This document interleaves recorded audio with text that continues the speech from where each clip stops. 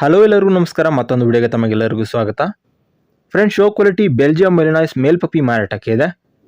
Age ಬಂದು 4 ತಿಂಗಳಾಗಿದೆ ಅಂತ ಹೇಳ್ತಾ ಇದ್ದಾರೆ. ಪ್ಯೂರ್ ಮಹಾಗನಿ ಕಲರ್ ನಲ್ಲಿ ಪಪ್ಪಿ ಇದೆ ಅಂತ ಹೇಳ್ತಾ ಇದ್ದಾರೆ.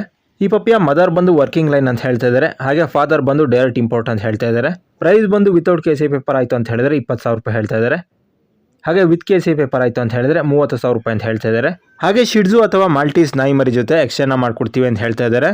ಫೀಮೇಲ್ ಪಪ್ಪಿ ನಿಮ್ಮ ಹತ್ರ ಇತ್ತು ಅಂತ ಹೇಳಿದ್ರೆ ಆ ಪಪ್ಪಿ ಕೊಟ್ಟು ನೀವು ಬೆಲ್ಜಿಯಂ ಮೆಲಿನಾಯ್ಸ್ ಪಪ್ಪಿನ ತಗೋಬಹುದು. ಇವರ ಲೊಕೇಶನ್ ಬಂದು ಕೋಲಾರ.